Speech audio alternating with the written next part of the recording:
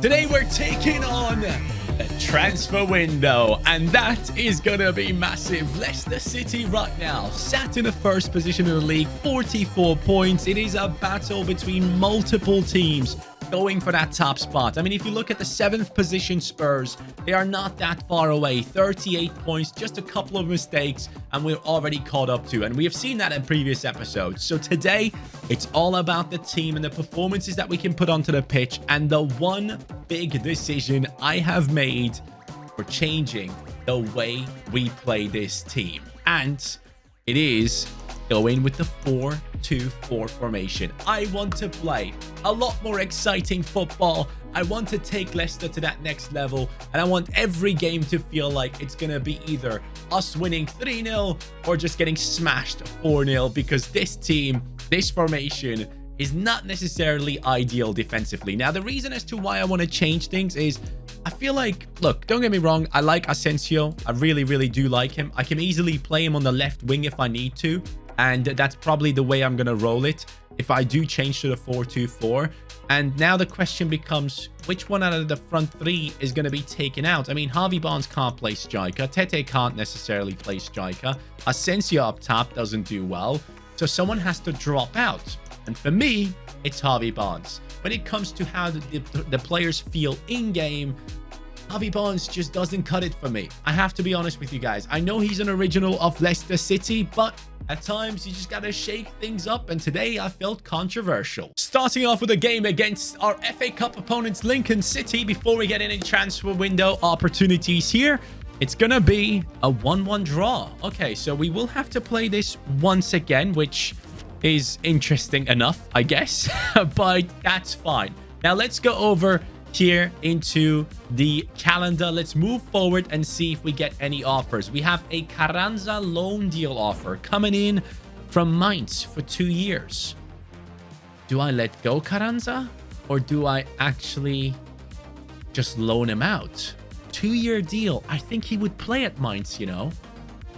All right, we're going to stay connected to Carranza. I'm going to accept this loan offer, which means that is our 3rd striker going out on loan after Iheanacho and Patson Daka. Second match against Lincoln City before we go ahead and get a transfer offer. Hopefully, this time around, we finally get past him. Ennis Bardi and Drewsbury Hall. Get it done for the team. Now, I want to see transfer offers, please. I want to see how much money we can get out of this Harvey Barnes situation. We have an offer for Bardi. Ennis Bardi for 18.5 million. I'm sorry, but that man, you are just going to get blocked. Now we're talking. Carranza loaned out. 2 transfer offers coming in for Barnes. This is big. We have the likes of Aston Villa or Real Sociedad. Now, ideally, I do not want to strengthen my opponents in the league. As much as I think I want to get rid of Harvey Barnes and put someone else onto that left wing, at the same time, I don't know, man. I don't feel too comfortable with letting him go to Aston Villa. So I'm going to go ahead and negotiate with Real Sociedad. If I can get over 100 million for Harvey Barnes, I'll be a happy man. I think it's only realistic that we let players go at times. We can't keep everyone forever. Even Liverpool is falling apart at some point, you know. So let's go ahead and offer them, like, let's say 100 million. Just straight up 100 million. Let's see. Is that going to work out? Ooh, big gap. That surprises me now. First transfer deal falling apart. Can Aston Villa pay that? No. They are adamant about the 82.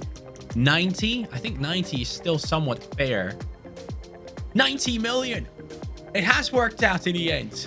We are getting 90 million for Harvey Barnes, which should make things very interesting, because that will allow me to buy an insane striker to play alongside Martial. I want to shake things up a little bit and change the formation. I feel like that's something I should do a lot more often in my career modes. And finally, I am doing it. Barnes, I appreciate you, lad, but you're actually going to Aston Villa. Yep. So against Arsenal right now, I want to test out this new formation. 4-2-4 it's going to be. Ndidi, you know what? I could let go of Ndidi too. As much as I like him, Ndidi and Barnes could go, and we can refresh this team completely by bringing in a new centre mid and also a new striker. I'm not against it. I honestly am not. So for now, Ndidi, since you feel uncomfortable in that position, I'm going to give Unahi a chance in this team. Barnes is going to come out. Vahi comes in. And yeah, that's the team. I really hope you guys are okay with the fact that I'm changing and swapping the team around at times. Yes, of course, we're going to get attached to players, but at times I just really want to shake things up a little bit for myself and have a little bit more fun as well. So I hope that's okay with you, because at the end of the day, you're the assistant coach, and I want you guys to be happy. Asensio, Martial making a run. Vahi, come on, lad. Good pass that is. Come back in. There he is. Can he take a shot on his left foot? Close enough for me. I really like the combination of Vahi and Martial already. But then again, do I want to keep Vahi up top with Martial? Just give him the chance, you know? I am not capable of stopping them here. Gabriel Jesus, good ball, but an even better save by Livakovic. What? Oh, I thought that was a pen for no reason. De Paul looking for the right back. Pereira always in action. Vahi, Martial, one more. Asensio. Oh, Asensio, you have to score that. I need you to hit that with the outside of the boot to curl it into the far post. Vahi sees the run of Martial and actually finds him here. Martial, Vahi, outside of the boot. Dude, this guy, I told you in the last step, or one of the last episodes at least, I said that he could be the next Mbappe. And look at him now. He is doing incredible things on the pitch right here for us. We are creating a French partnership of dreams. Maybe I don't need to buy a striker. Maybe I just get myself a left wing and a centre mid. Maybe Asensio needs to go. I don't know. I'm just going crazy. Ooh, good ball. Jesus cuts back in. De Vrij and also Hansko right on it straight away. I like De Paul a lot as like the main man to do all the work at the back, or in the midfield, I should say. Vahi, get in there. Cross is coming for you. You got to hit the target, though. All right, we're going to make some changes because I do know Vahi is very tired, so we're going to take him out. Barnes is going to get one last showing in the team, possibly. As a striker, why not? And then I think Kadolo needs to come in. Yep, let's do that. No. This is very dangerous. I'm letting Ødegaard move forward as much as he wants to without giving them the shooting opportunity here. It's extremely hard to know what the hell is going on in this chaos. Big mistake. And Livakovic just gets me the points. Without that move right there from him, I would have ruined it all. Honestly, Livakovic, again, he is just so good in this team. It doesn't even make sense. Arsenal, 94th, 95th minute. Referee, you surely have to end the game right there. There's no way he still lets this play. This was just a +2. Is he on a mad one? Get it away, please. I tried to kick the ball away. Instead, he slide tackled Gabriel Jesus. This is what you get, man. Tete giving away a penalty in the 98th minute. What a joke this is. Bukayo Saka scores equalizer. I'm actually fuming. Now the referee will probably blow the whistle. Watch the time in the top left. What is it? It's the 97th minute. This referee is such a freaking joke. Honestly, when that went out for the corner, that game should have been done. Honestly, I don't know what to say. I'm extremely disappointed. I think our team deserved the win here, but we're only coming out of it with just 1 point. It doesn't make sense in my head. Actually, don't you worry. I've found the solution to keep Asensio on the team and Tete as well. So Tete as a cam is actually at the same rating, which is huge. Asensio on the left-hand side, Tete on the right. That is something I actually really like. Those two can get involved, which also keeps Ndidi in the squad. So don't you worry, Ndidi survives. But the big question is, of course, when Barnes goes, inevitably, for 100 million, do I keep Vahi in the starting 11, or is he not good enough? Is he not on that level yet? I mean, we also have a Marcus Edwards who's 83 rated. He's sat on the bench. If Vahi comes on with a 79 rating, I feel like that's a bit unfair. And there he goes, guys. Barnes, I'm sorry, but someone had to go. We had to shuffle things up. I don't want any player in this team to feel comfortable, all right? As we become a stronger and stronger side, I want the players to feel unsafe. I want them to know that they are replaceable. So that they come on and perform to the best they can at each and every time. 90 million coming into the club for him, of course, which again is huge. But I am going to go and play the 4-2-2 formation, not the 4-2-4. 4-2-2 makes a lot more sense due to the fact that Tete can also play in the cam position. Look at that. The loaned out strikers that we have, man. We have 4 strikers around the same rating. It's insane. But let's go ahead and do this. Tete, let's turn you into a center attacking mid and give you a new contract. It looked like he's unhappy with his contract here as well. But let's make sure that isn't an issue that we have to deal with. 145k, 200 million release clause. Sounds fair. A decision has been made. A new striker is walking into the club, and it is Gonzalo Ramos. Yes, my friends, we have spent 48 million to bring the Benfica striker into our team. Now, this is a huge transfer. This is something that could change everything. A partnership between Gonzalo Ramos and Anthony Martial. This is huge. So, going into the starting 11 as an 82 rated player. So that's already a +3 upgrade on Vahi. Do not get me wrong, Vahi will still play an absolutely massive role in this club. Capril obviously should not play striker. Ramos comes in, takes over with the 82 rating. Martial now has the 5-star weak foot, so he can play on that left-hand side. Ramos, 4-star weak foot, 2-star skill moves only, so that's definitely something we need to change. 84 pace, 81 shooting, 78 dribbling, 82 physicality. So when it comes to being physical, to be able to hold on to the ball and spread it across to his teammates, Gonzalo Ramos is going to be a huge option for us, which, by the way, was suggested many times as a transfer by you guys in the comments down below. So that is something I needed to take into consideration. So thank you very much for the suggestion. That is our new team. Now I want to dive straight into a game. Put me into the top right because I want to see how this team plays in this new formation with the 4-2-2. The new role for Tete, the new role for Asensio as well, playing a little bit wider than usual. So lots of things changing. It could be good, it could be bad. I'm open to anything. Martial does have the capability of playing good passes. Ramos back into Martial. What? Honestly, that is ridiculous. Asensio, inside. Martial. Lovely. Look at this. Oh, mate. Surely, yes. Yes, this is good. I like this. We're creating triangles on the pitch with the 4-2-2 formation. 2 strikers and a cam getting involved. That's the type of football I want to play. Can I score something like this? I don't know. Let's see. That might have been my best free kick in a long time. Wait, am I running to the right? I am running to the right. Oh, what?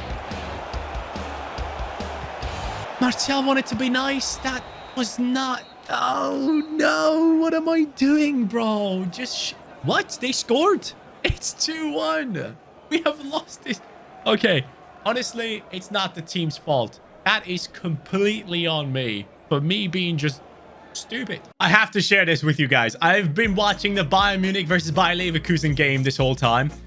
Bayer Leverkusen have been given 2 penalties, but the way they happened, Adli, the forward from Bayer Leverkusen, sprinting forward, getting fouled. Referee gives him a yellow for diving.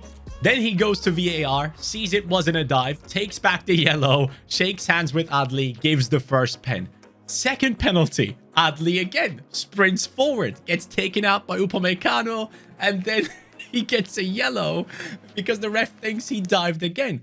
Referee called to VAR, goes back, looks at it, and realizes, wow, this guy actually got fouled again. So then we see Adli getting a yellow card for diving initially for the second pen as well.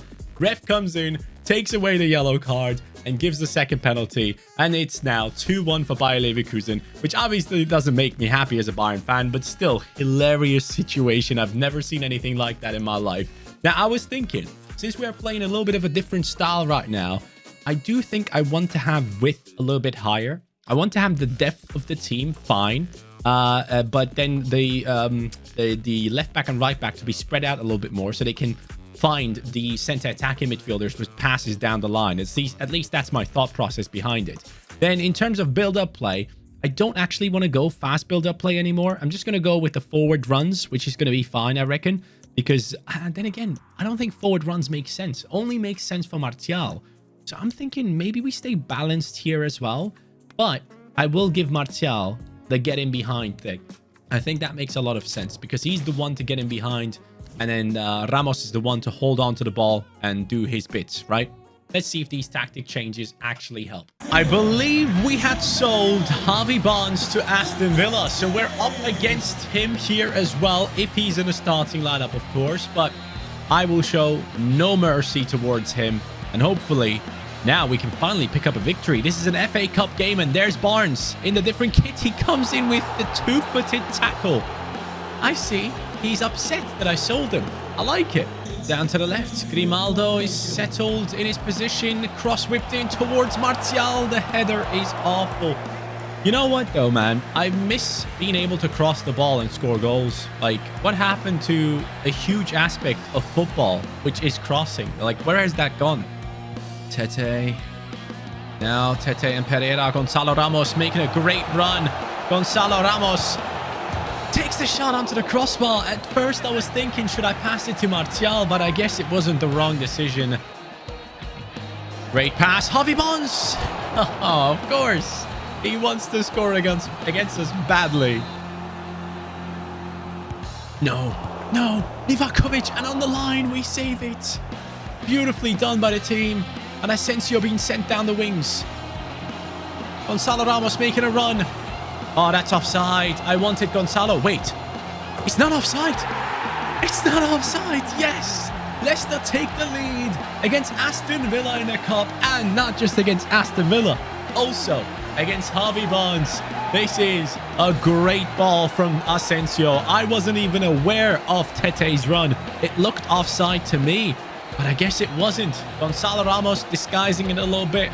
Perfectly done. Tete scores his first goal in his new position. Asensio, big steal. Gonzalo straight away moving the ball forward here. Look at this, man. Gonzalo Ramos, get in there. I know you can head the ball. Tete brings it back to him.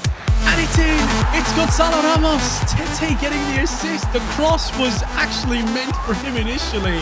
But again, the passing play is working perfectly.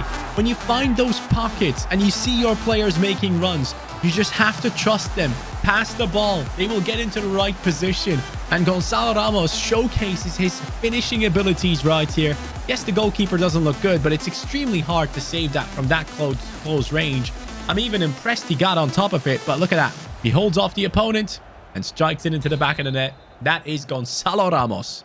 De Vrij puts in a tackle, but it sadly won't be enough to stop this Aston Villa attack unless Grimaldo puts in a leg and gets us moving forward with the likes of Tete and Ramos.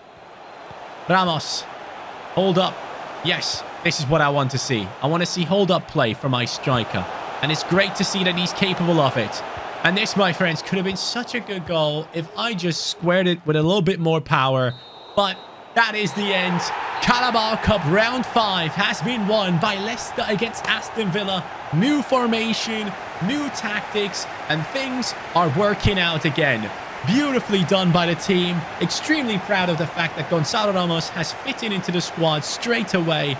And that is a great way to end it. We are in the semi-finals of the Carabao Cup against the likes of West Ham. So that is something we need to keep in mind, guys. We have gotten ourselves a decent position here to win yet another cup. And also in the Premier League, sadly, we're not in that first position anymore. But it showcases that the change of the formation and the change of the players has come in and made things very interesting once again, which I like. I don't want to give you guys the feeling that every single episode is the same. So this is great to watch right now. Now I have the mad desire to get back up top into that first position. I want to be in a title race until the end of the year. And I honestly do believe that we can achieve it with this team right here. Initial thoughts on the tactical changes. They worked really well.